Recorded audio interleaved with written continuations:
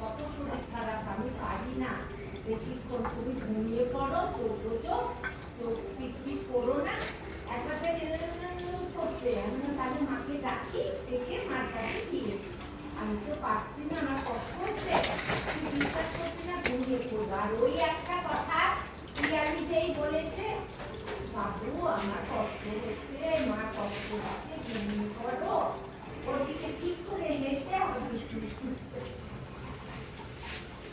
পিয়ালি এসে বলছে, মা জানো তুমি এইটা বলায় কি সুন্দর ঘুমিয়ে পড়লো, আর আমি যেই বললাম ঠিক করে হাঁটলো, দেখে আবার বিষ্ণু করেছে হয়ে থেকে রে আমার উপরও একটা আলাদা ইয়ে, আমার ব্যথা জ্বালা যন্ত্রণাও বলছে আমার উপরে ওইভাবে আসে না। আমার সঙ্গে ঘন্টার পর ঘন্টা খাটে ফেলা, তাই এদের সঙ্গে এদের সঙ্গে মুখো কাটি, এই আমার সঙ্গে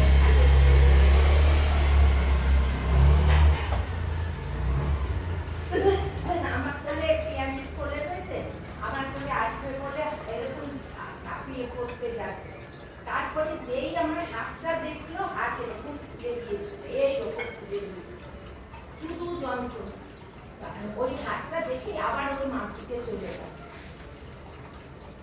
দীঘা যাচ্ছি গাড়ি করে, পিয়ালির কোলেই রয়েছে, ফ্যান ফ্যান করতে করতে পিয়ালি চলছে।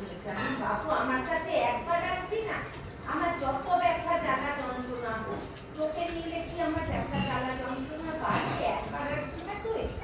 আমরা গাড়ি করে যাচ্ছি, মার কাছে রয়েছি, ফ্যান ফ্যান করছি, তাই একবার আস। হাঁপিয়ে আমার করে চলে এলো, এসে ঘুমিয়ে পড়লো, এলো এ বসে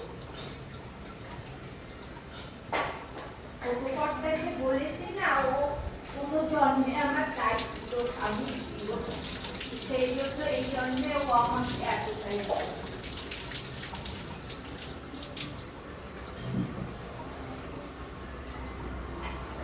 পিয়ালিকে জিজ্ঞেস করি,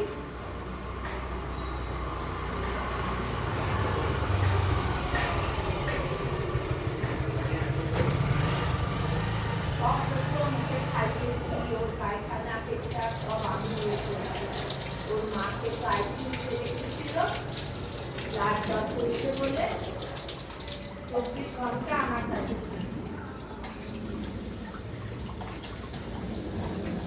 নার্সরাইতে বলছে, আপনি নাকি যত্ন করছেন, আপনিও পাশে ঘুমিয়ে নিন। আমি না, ওই রকম আসল আমার নাচের কানে কানে উঠে গায়ে উঠে আমি মধু আমার আসছে